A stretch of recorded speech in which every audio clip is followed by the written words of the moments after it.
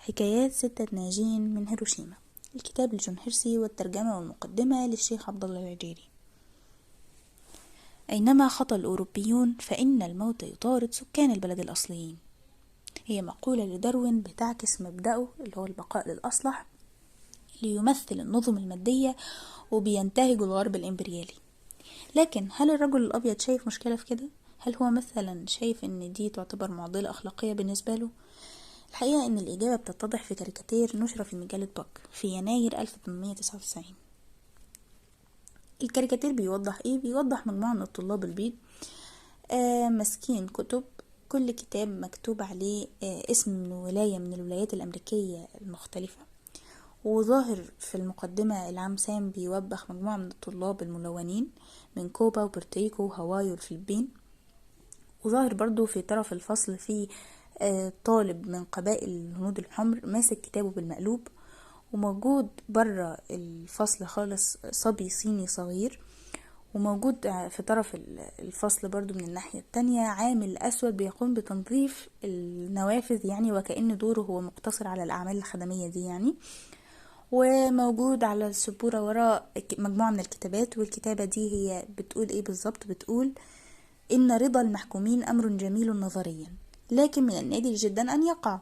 إنجلترا حكمت مستعمراتها سواء رضيت تلك الشعوب أم لا، وبسبب عدم توقفها عند رضاهم استطاعت تطوير الحضارة ونشرها بشكل كبير في العالم أجمع. على الولايات المتحدة أن تحكم مناطقها الجديدة أيضا، سواء رضي من يسكنها أم لم يرضوا، حتى يكونوا قادرين على حكم أنفسهم بأنفسهم. والمضحك كذلك برضو اللي كتب على نصب في ميدان تذكاري بالحرب العالمية الثانية في واشنطن، كان مكتوب: لقد جاء الأمريكيون ليحرروا لا ليغزوا وليستعيدوا الحرية وينهوا الطغيان. هم بكده شايفين ان هم بيقوموا مش بس بتمثل ليهم معضلة أخلاقية، لا، هم شايفين ان هم بيقوموا بدور المنقذ المحرر لتلك الشعوب الهمجية البدائية الجاهلة. يعني مش بس ان هم شايفين ان هم بيعملوش حاجة غلط، لا، هم بيعملوا فضيلة أخلاقية، هم بيقوموا بدور المنقذ. الحقيقة ان الأخلاق ما بتظهرش وقت السن.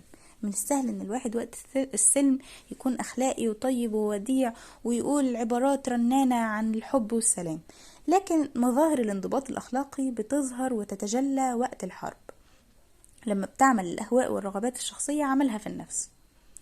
وعشان كده الأخلاق في النظم المادية هي مش أخلاق حقيقية، هي مش بتمثل مثل وقيم عليا، هي أخلاق قائمة على مبدأ المنفعة والمصلحة. وعشان كده برضو الإبادات الممنهجة دي مش غريبة، هي نتاج حتمي لأيديولوجية الغرب وتحقيق لمبدأ الأخلاق بمعناها عندهم. لكن هل ده معناه إن كل فرد غربي أبيض داخل في كلام دوت؟ أكيد لأ، أكيد في ناس كويسة، لكن هي الفكرة إن زي ما الشيخ عبد الله العجيري وضحها بمثال، إن الموضوع عامل زي القطر، وإن أنت ممكن جوه القطر تعكس قعدتك أو تقعد تغير من كرسي لكرسي، لكن دوت مش هيغير من فكرة إن القطر ماشي ومكمل ورايح لجهة محددة. الكتاب هيتكلم عن جريمة واحدة بس من مئات بل آلاف الجرائم اللي عملتها أمريكا، فهيتكلم عن اللي حصل في هيروشيما. بيتكلم ان القنبلة كمان، يعني اختيارهم لوقت إلقاء القنبلة كان ضامن انه يكون لإسقاط عدد أكبر من الضحايا، لأن هم أولا أسقطوا القنبلة الساعة 8:30 الصبح، يعني في وقت كان الناس كلها في الشارع، وقت يعني الاجتماعيات كلها ذروتها يعني. تاني حاجة ان هي الضحايا اللي خلفت من القنبلة دي كان حوالي 200 ألف في وقت من 1945 ل 1950 الفترة دي، لأن يعني في أول ما حصلت القنبلة ممكن تقريبا كان 100 ألف ضحية ماتوا في وقتها، لكن بعد مرور 5 سنوات كان في 100 ألف تانيين ماتوا من آثار القنبلة يعني. كان حوالي عدد القتلى من جنود اليابان من وسط كل 200 ألف دول هم 3000 بس. طبعا أمريكا بقى ذات القلب الأبيض زي ما عودتنا دايما هتنشئ لجنة ضحايا القنبلة النووية. هل بهدف علاج مرضى الإشعاع؟ أكيد لأ، بل عشان تراقب التغيرات اللي تعرضوا ليها واللي نتجت عن الإشعاع من باب الدراسة، يعني عشان يتعرفوا بشكل تفصيلي على أعراض الأمراض الناتجة عن التسمم الإشعاعي. زي ما قال أحد العلماء لما رفع راس جثة يابانية: بالأمس كانت الأرانب واليوم اليابانيون. ذكر كمان إن كان مخطط ضرب 5 مدن يابانية، ما كانتش ناجازاكي من ضمنها، ولكن كانت من ضمن المخطط كيوتو. لكن وزير الحرب الأمريكي هنري ستينسون كان مغرم بكيوتو من ساعة ما قضى فيها شهر عسل ومن عقود، فاستبعدت من القايمة بسبب دوت. الحقيقة ان الولايات المتحدة اظهرت بهجة باللي حصل دوت، ونشرت ان ده كان رد على اعتداء ياباني ظالم وكان ضرورة اخلاقية، مش بس عشان حفاظ على ارواح الامريكان، لا ده كان حفاظ على ارواح اليابانيين نفسهم. تخيل لو ما عملوش كده، مش الحرب كانت هتطول اكتر؟ مش ده معناه موت عدد اكبر من اليابانيين؟ الجدير بالذكر برضو ان اليابانيين اصلا كانوا على مقربة جدا من الاستسلام، الفرق الوحيد انه كان هيبقى استسلام بشروط. يعني يعتبر هم استعملوهم عشان يختبروا قنبلتين ذريتين. العنصرية كمان كانت واضحة في رسومات كاريكاتيرية كتير ضد اليابان هنوضحها، وكانوا كمان بيسموهم القرود الصفر. الكاتب هو جون هيرسي، هو كاتب أمريكي الجنسية وهو اتولد في الصين. الكتاب لاقى احتفاء من الأمريكان ونشر بصحيفة نيويوركر، وطبع منه نسخ عديدة جدا جدا جدا. كما ان لجنة تابعة لقسم الصحافة في جامعة نيويورك صنفته كأفضل عمل للصحافة الأمريكية في القرن العشرين. الكتاب هيحكي عن حياة 6 ناجين من القصف ويرصدها قبيل القنبلة ووقتها وبعدها. هم القس تانيموتو اللي كان قبل اللحظات المشؤومة بينقل محتويات كنيسته لمنطقة يعني يظن انها اكتر امنا، وكان ساب أسرته اللي هي زوجته وابنه عند أحد صديقاتها في أحد الضواحي الشمالية، بينما هو كان في أحد الضواحي الغربية. تاني حد معانا هي السيدة ناكامورا، أم ل3 أطفال، واللي تلقت نبأ قتل زوجها بعد مدة من انقطاع أخباره. هو كان خياط لكن تم استدعائه ليشارك في الحرب يعني، وبعد كده بقت هي اللي تعمل على ماكينة الخياطة الخاصة بيه عشان تسد احتياجات أولادها. تالت واحد هو الطبيب فوجي، مالك لمشفى خاص بأجهزة حديثة، لكن تقريبا كان بقاله 2 عاطل عن العمل. ما بيستقبلش مرضى لأنه خايف لو حصل قصف هيكون صعب عليه يعني إخلاء المستشفى، وكان عنده مريضين 2 بس، وكان بيفضل كمان حياة اللي هي اللامبالاة، ويحب يشرب من الويسكي المستورد الفاخر اللي جاب منه كمية قبل الحرب بفترة. وفي الأب كلينزوجر، هو ألماني، وكان بيلاقي شوية صعوبات في التكيف لأنه كان أجنبي، وعلاقة اليابانيين بالأجانب توترت يعني أثناء الحرب. كما أنه كان بيلاقي مشكلة شوية بالطعام المتوفر فترة الحرب، فده خلاه هزيله ضعيف. والحد الخامس هو الطبيب الشاب ساساكي، اللي كان مهموم لعدم توفر الأجهزة الطبية اللازمة في بلدته، فبقى يشتغل يعني عن طريق ان هو يعمل زيارة لبعض المرضى بعد ساعات عمله بمستشفى الصليب الأحمر. لكن دوت يعني كان بقى يزور المرضى، بيعمل زيارة ان هو يكشف على المرضى زيارات في بيتهم يعني في بلدته بعد ما يخلص ساعات عمله في مستشفى الصليب الأحمر. لكن دوت كان من غير تصريح، وده كان بيأرقه لأن ده عقوبة الفعل دوت كبيرة يعني. والأنسة ساساكي، وهي تشابه أسماء بس لكن ما تربطهاش أي قرابة بالطبيب، عندها 20 سنة وهي موظفة بمصنع القصدير، وكانت يعني في الفترة دي حياتها ان هي بتقوم بخدمة اسرتها، انها بتجهز الطعام لاخوها وامها قبل ما يروحوا المستشفى، وابوها قبل ما يروح لعمله، ووجبات الطعام عموما لعائلتها. هيحكي الكتاب ان المشترك بينهم ان صافرات الانذار دوت في المنطقة، وبعد كده هديت ودوت صافرات تانية على الساعة 8 مبلغة بزوال الخطر. فابتدوا يطمنوا، لكن لما اطمنوا شوية يعني ابتدت على الساعة 8:30 بالتحديد حصلت الواقعة الأليمة اللي الستة وصفوها انهم فجأة شافوا نور ساطع جدا غير مسبوق، وفجأة كل حاجة اتهدمت. بعدها بقى بتبتدي لحظات عدم الفهم، ايه ده وليه ما سمعوش حتى اصوات طائرات قبل القصف، وليه مجرد قصف عادي يعمل كل ده، وهم كل ده فاكرين انه هو قصف عادي يعني، وازاي يسبب كل الدمار دوت في هيروشيما كلها، وازاي البشر اللي حواليهم فجأة اختفوا تماما.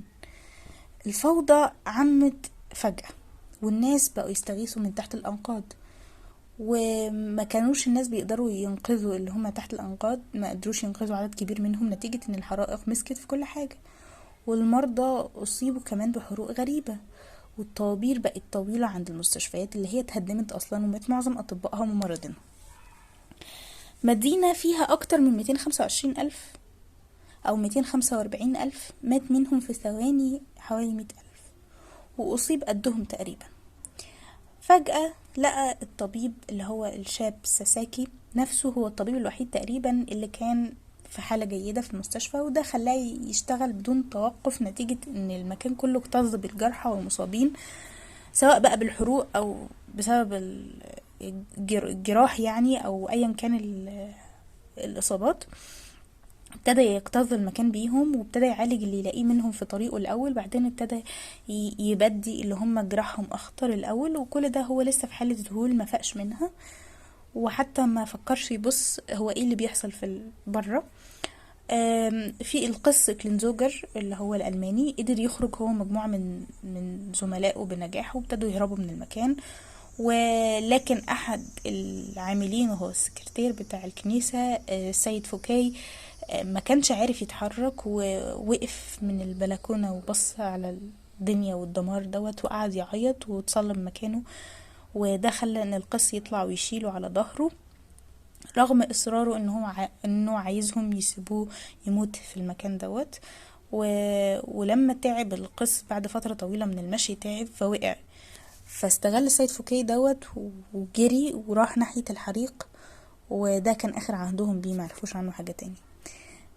الام اللي هي ارملة الخياط قدرت تنتشر 3 اطفال من تحت الركام بصعوبة، وطلعت تهرب بيهم ناحية اقرب مكان ممكن يبقى امن هي واللي نجي من جيرانها.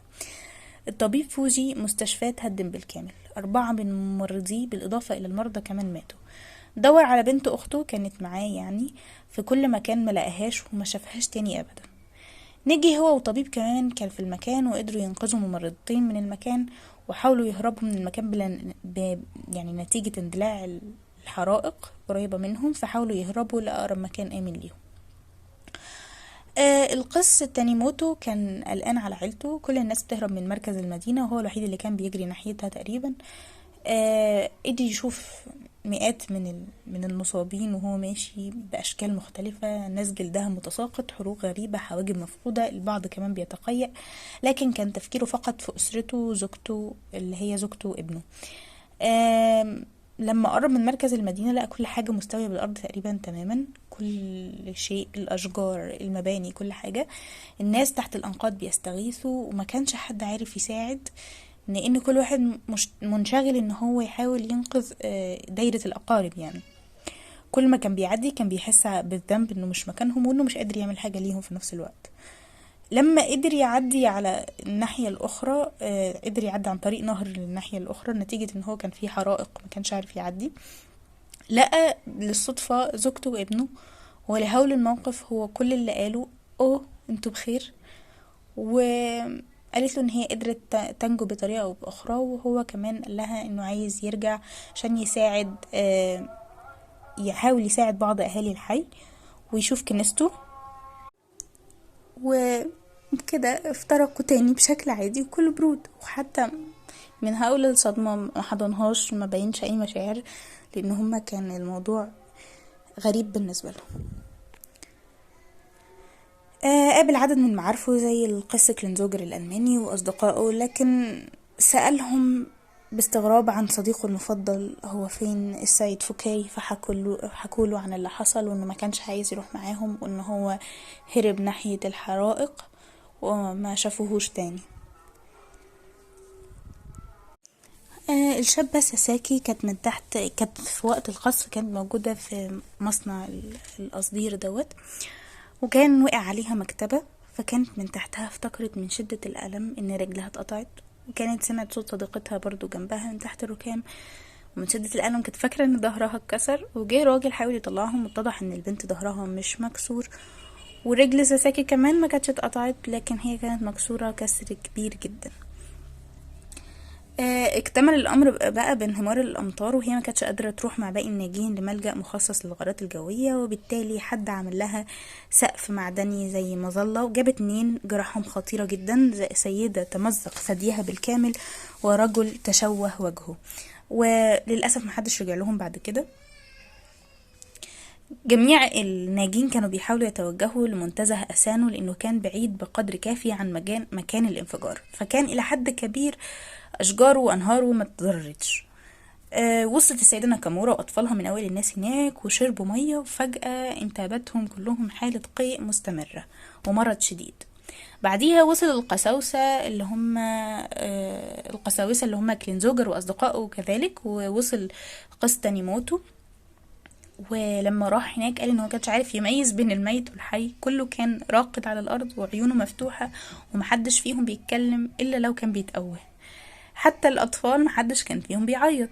ناس كتير وصلت بعد ما وصلت ماتت بدون ما يكون عندهم اي اصابات او جروح ظاهرة، لكن ده كان نتيجة التسمم الاشعاعي اللي تعرضوا له بكمية كبيرة. حاول تانيموتو انه ياخد قارب من النهر، قارب ويعدي النهر الناحية التانية اليمة التانية، بحيث انه ينقذ ويوصل الناس للمنتزه، يعني يوصل اكبر عدد من الناس للمنتزه ينقذهم يعني للضفة الاخرى. بعد مدة اشتعلت النيران، هي كده كده كانت بتشتعل في كل حتة، ووصلت النيران للمنتزه. والناس من شدة رعبها اكتظوا حوالين النهر، وللأسف مع شدة الازدحام ناس اتزحلقت ووقعت في النهر وماتت من الغرق. حاول مجموعة الرجال الموجودة اللي هو تانيموتو وأصدقائه كده إن هم يجمعوا الناس تمسك جرادل ويقفوا من النهر لحد النار، ويقفوا في سلسلة بشرية يعني، يقفوا في سلسلة بشرية وإن هم يطفوا الحرائق. احد اصدقاء كلينزوجر كان بينزف، ولما شاف كلينزوجر احد الاطباء اللي عارفهم طلب منه المساعدة، لكن هو نتيجة انه كان شاف بنته وزوجته لسه شايفهم كجثتين هامدتين بعد اللي حصل، كان حاطط راسه في الارض ومتقوقع على نفسه، وقال له انه مش هيقدر يساعد. حاولوا ان الناس كلها كانت في حالة جوع وكانت في حالة تعب، فحاولوا يرجعوا تانيموتو كلينزوجر وغيرهم حاولوا يروحوا المدينة ويجيبوا اكل ويرجعوا، بحيث ان الناس اللي فيها شوية صحة، يعني النساء اللي جراحهم مش خطيرة قوي، يطبخوا الرز اللي جابوه وان هم يدوا الناس ياكلوه. حتى كانت احدى التجارب المؤلمة ان كان في طفلتين مصابتين بحروق عديدة، والجو كان حر، وهم انقذوهم ان هم كانوا وقعوا في النهر. مع ان الجو كان حر جدا، لكن هم كانوا بيشتكوا من برد شديد جدا، وان هم كانوا مهما غطوهم كان واحدة فيهم مستمرة في الشكوى وقعدت تترعش فجأة. ما بقتش تترعش للأسف لأنها ماتت.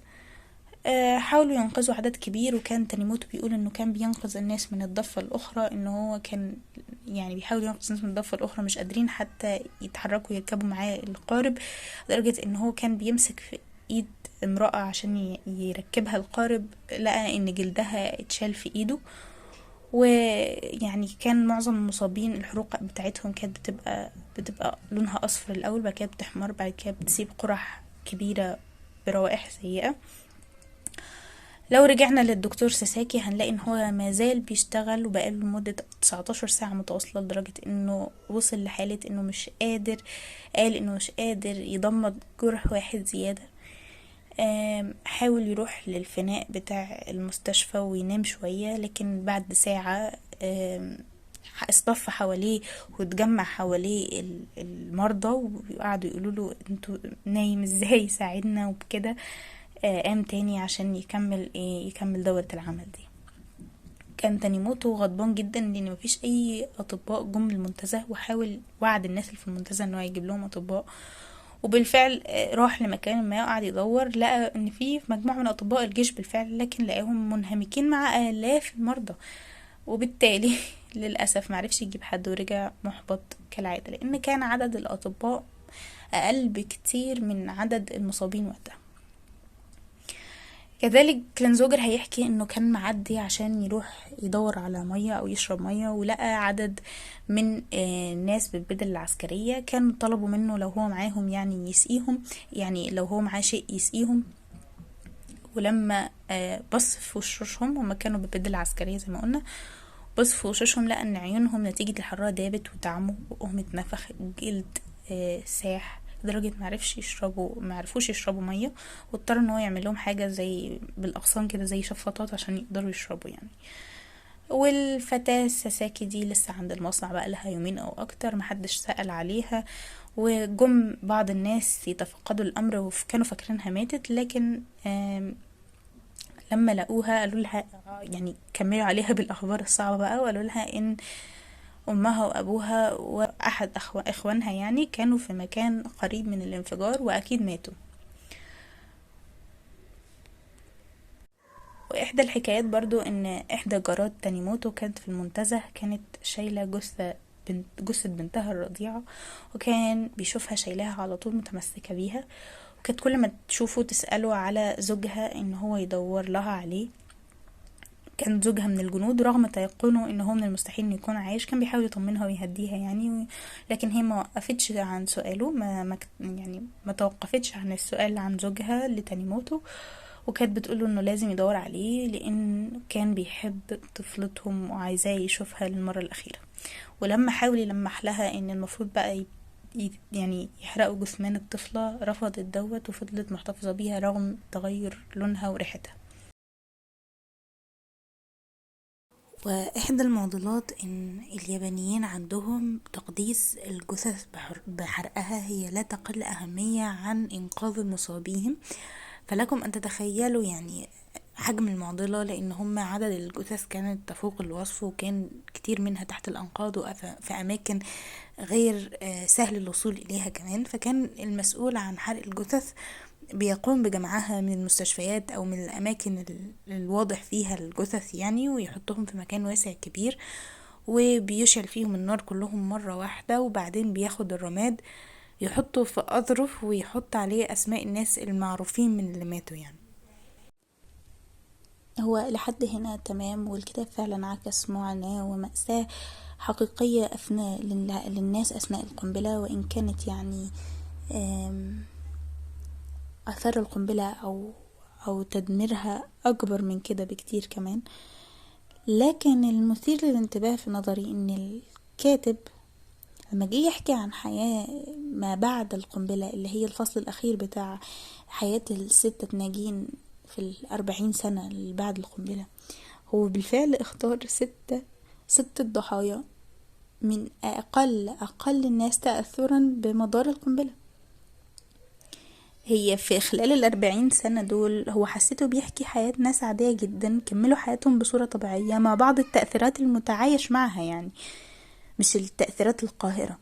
ناس يعني ممكن بنشاهد يوميا أبأس منهم وأكثر معاناة منهم. فالكتاب معكسش المأساة المترتبة عن القنبلة في السنوات اللي هي تليها يعني، والأكثر إنه معكسش جرم أمريكا على الإطلاق، بل على العكس.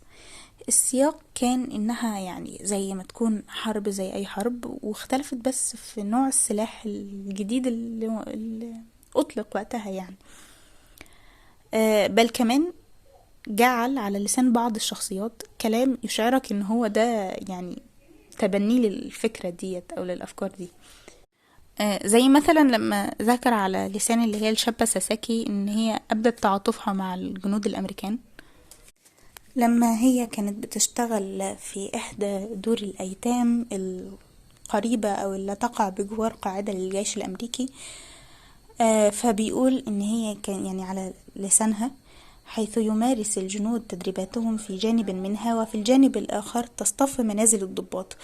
وبعد أن بدأت الحرب الكورية كانت القاعدة ودار الأيتام مكتظة، فمن وقت لآخر كانت تأتيهم امرأة برضيع لأحد جنود الأمريكان، ولم تكن تقول بتاتا بأنها الأم، بل تزعم غالبا بأن صديقة لها طلبت منها أن تعهد به لدار الأيتام.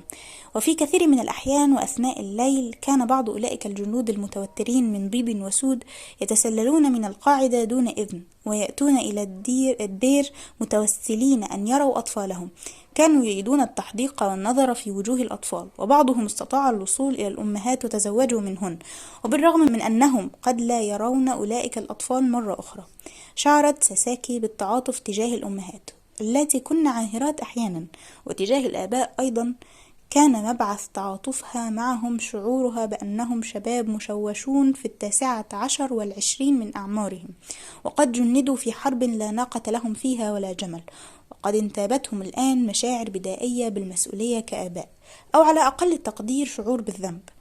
أدتها أفكارها هذه إلى قناعة غير تقليدية بالنسبة لهيباكوشا. هيباكوشا كانت كلمة معناها الحرفي يعني المتضررين من القنبلة، لأن هم كانوا ما بيحبوش يذكروا اسم الناجين، لأن هم كانوا شايفين ان ده تقليل من قداسة الناس اللي ماتت يعني.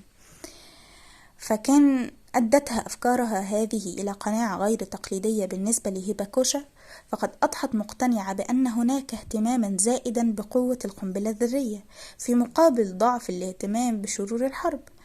كان رأيها عنيفا ضد أولئك المتضررين على نحو خفيف من الهيباكوشا واللاهثين وراء طموحاتهم السياسية، والذين يركزون على موضوع القنبلة الذرية دون التفكير في تأثيرات الحروب، والتي خلفت ضحايا بشكل عشوائي وبلا تمييز، بين يابانيين عانوا من القنابل الحارقة والذرية، وصينيين تعرضوا لهجمات الجنود اليابانيين، وأولئك الجنود المترددين من يابانيين وأمريكيين ممن جندوا للقتل أو التشويه، وحتى أولئك البغايا اليابانيات بأطفالهن المختلطة دماؤهم وأنسابهم.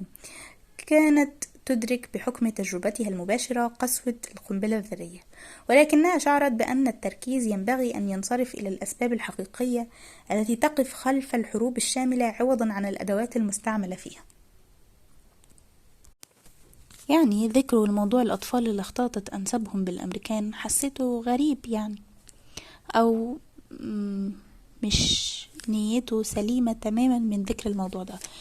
وفي نفس الوقت برضو ان يعني غريب تعاطفها. هل منطقي تعاطف واحدة عاشت الأجواء دي من الحرب وعاشت الدمار والتشوه دوت، وعاشت الألم انها لما حصل ان هي كسرت رجلها واتسابت ايام وقعدت مع ناس تانية من المتشوهين من الحرب، حد تشوه وشه تماما والتانية ثديها كان متمزق، وقعدت فترة طويلة بتعاني من أثار الإعاقة في رجلها. هل طبيعي ان هي تتعاطف بسهولة كده مع الجنود الأمريكان لمجرد رؤيتها ان هم مشتتين وان هم دفعوا دفعا في حرب لا ناقة لهم فيها ولا جمل؟ زي برضو لما ذكر ان القس تانيموتو وجه شكره لأمريكا على ما تكرمت به على اليابان، لما قال إن كانت أجمل تجربة مرت به في هذه الرحلة وربما في حياته كلها ما وقع عند زيارته لواشنطن. وقد كان المسؤول عن ترتيبات شأن هذه الزيارة كوزنس، حيث قام تانيموتو في 5 فبراير لسنة 1951 وبعد تناول الغداء مع أعضاء لجنة الشؤون الخارجية في مجلس النواب بتلاوة دعاء استفتاح جلسة ما بعد الظهيرة بمجلس الشيوخ. أبانا الذي في السماء، نشكرك على نعمك العظيمة، فأنت من وهبت أمريكا القدرة على بناء أعظم حضارة في تاريخ البشرية في عقد من الزمان. نشكرك يا الله أن جعلت اليابان أحد أولئك المحظوظين الذين استقبلوا هذا السخاء الأمريكي. نشكرك أن وهبت شعبنا الحرية ومكنتهم من النهوض من بين رماد الخراب ليولدوا من جديد. بارك الله جميع أعضاء مجلس الشيوخ هذا. هل ده منطقي ممن عاين هذا الكم من الدمار والتشوه أثناء القنبلة؟ هل برضو يعني منطقي الانبهار الزائد من الدكتور فوجي بكل ما هو أجنبي وأمريكي على وجه الخصوص، ورغبته بعد سفره لأمريكا مع العذراوات أو اللي هم بيسموهم العذراوات اللي حصل لهم تشوهات من القنبلة، وسافروا أمريكا عشان يعملوا عمليات تجميل هناك. لما سافر معاهم ورجع كان عايز يعمل بيته على الطراز الأمريكي. هل يعني طبيعي الانبهار ده بعد القنبلة مش قبل؟ ومصادقته للجنود الاحتلال وشرب الويسكي معاهم وكل ده. فكل اللي شعرت ان الفصل الأخير أكده يعني ان بعد 40 عام أصبحت أثار القنبلة شبه كونها ذكرى أكتر. الكتاب أكد إن حياة كل من الستة أصبحت عادية لحد كبير.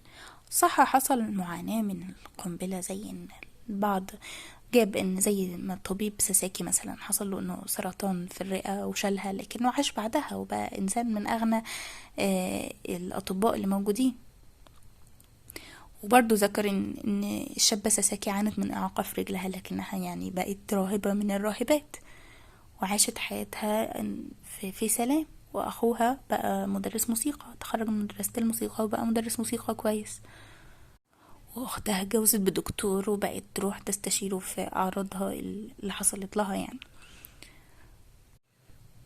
وان الدكتور فوجي يعني عانى من بعض المشاكل في اخر حياته، رغم ان هو كان من اقل الناس تضررا من الهيباكوشا، لكنه في اخر حياته بعد ما شرحوا جثته لقوا انه عنده ورم سرطاني في الكبد، لكنه كان عايش حياته بثروة كويسة، وقعد بناء عيادة مكان المستشفى الخاصة بتاعته، وكان بيعالج فيها بعض الأمراض أو الجراحات البسيطة يعني. وكان بيستمر في شرب الويسكي والحفلات الرقص ويمارس الجولف وهكذا. وكان مشترك في نادي من أغلى النوادي يعني وقتها. ومع تكراره وتأكيده على انه كان بيحب الخمر وسكير، فده يؤكد ان ممكن يكون اصلا الورم السرطاني اللي حصل له في الكبد او ضمور المخ اللي حصل له هو نتيجة مضاعفات شرب الخمر، مش نتيجة ان هو كان احد الهيباكوش. وأرملة الخياط كذلك برضو، رغم ان هي جاب انها عانت وكافحت في حياتها لانها بقت معدمة، لكن هي بعد كده ذكر ان هي مع تعويضات يعني تعويضات الناس المتضررين من الحرب، ومع ان ابنها كبر واشتغل وكده، بقت حياتها كويسة وبقت تروح ترقص الرقصات التقليدية بتاعت اليابانيين وتلبس الكيمونو. يعني لعل اكتر واحد حكى انه عانى صحيا هو القس الالماني كلينزوجر. فهو أكد إن حياة كل من الست بقت عادية لحد كبير، رغم إن الكتاب كان المفروض عايز يقول العكس، بل ركز على معاناتهم الناجمة من تمييز اليابانيين الآخرين ليهم يعني أكتر من معاناتهم من القنبلة. فزي ان هو ذكر مع ناكامورا ان او اللي هي ارملة الخياط ان اصحاب الاعمال كانوا بيكرهوا تعيين اللي هم الهيباكوشا، لان هم كانوا بيتعبوا بسرعة وعندهم مرض مزمن، فكان ما بيقدروش يقوموا بالاشغال زي الناس الطبيعية ما بيقوموا بيها. وزي ما ذكرت تخوف البقية ان هم يجوزوا ابنائهم للهيباكوشا خوفا على الجينات بتاعة الذرية. ما ركزش مثلا على مشاعر الستة تجاه المفقودين من أحبائهم، مع إن كل واحد فيهم هو في ناس فقدها أكيد. أو مركزش مع معاناة قاهرة يعني على العموم. أنا مش بقول إن الكاتب ذكر أحداث غير حقيقية، أو إن هو كذب مثلا، أو إن هو قال زي ما بقية الأمريكان بيقولوا إن هم عملوا كده كحقنا للدماء لكل من الفريقين الأمريكان واليابانيين يعني. لكن هو ذكر الأحداث ماشي الحقيقية، وذكر إن هم تعرضوا مأساة القنبلة، وإن هم حياتهم اتشقلبت فجأة في ثواني. لكن هو بصورة أو بأخرى ما كانش بيتطرق أو ما كانش بيركز على فكرة إن أمريكا هي المجرم الأول للمشكلة دي. وفي نفس الوقت هو أكد ان كل الناس حياتها رجعت، وان كانوا بيعانوا من بعض الاعراض من التسمم الاشعاعي، الا ان هم حياتهم رجعت كويسة تاني بعد في خلال 40 سنة الاخيرة من الحرب بعد القنبلة. وان هو بقى حتى في منهم ناس استفادت من التعويضات اللي هي بتاعة الناجين او التعويضات المتضررين من القنبلة. وان السيدة ناكامورا بعد كده بفلوس التعويضات يعني بقت عاشت حياة كويسة، وبقت تشوف حياتها بصورة طبيعية، زي ان هي بقت تروح ترقص الرقص الشعبي وتلبس الكيمونو وكده. وان قدرت اللي هي الشابة ساساكي انها تعمل عملية لرجلها اللي هي كانت معاقة فيها، وانها على الاقل وان لم ترجع يعني رجلها دي لما كانت عليه سابقا قبل الحادثة، لكنها بقت على الاقل في طولهم متساوي، طول رجليها متساوي، وبقت تقدر نوعا ما انها تمشي عليهم. وذكر كمان ان اللي هم العذراوات او اللي هم المتشوهات من نتيجة القنبلة قدروا يروحوا امريكا ان هم يعملوا عمليات تجميل فيها، لان عمليات التجميل اللي كانت في طوكيو او في المنطقة ديت ما نجحتش نجاح يعني تام. وان القس تانيموتو بقى يتنقل بين الكنائس المختلفة سواء في امريكا او في اي اماكن اخرى، لان يلقي فيها محاضرات عن اللي حصل، وفي نفس الوقت يجمع تبرعات عشان يبني كنيسته من تاني.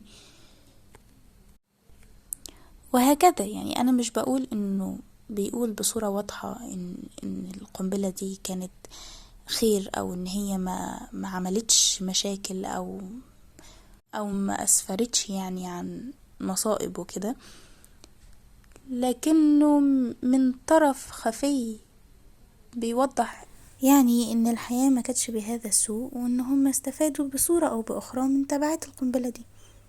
وما اعرفش برضو هل ذكروا لان يبقى 3 من 6 من الاشخاص الابطال بتوع القصة من 6 ناجين، 3 منهم كانوا بيعتنقوا المسيحية، 2 منهم قساوسة اللي هو تانيموتو وكلينزوجر. وكلينزوجر أقنع ساساكي إن هي تبقى بعد كده تتعمد أو إن هي تبقى مسيحية، وإن هي اختارت بعد كده سلك الرهبنة يعني. هل دي برضو صدفة؟ رغم إن اليابان نسبة المسيحيين فيها أقل من أديان كتيرة أخرى،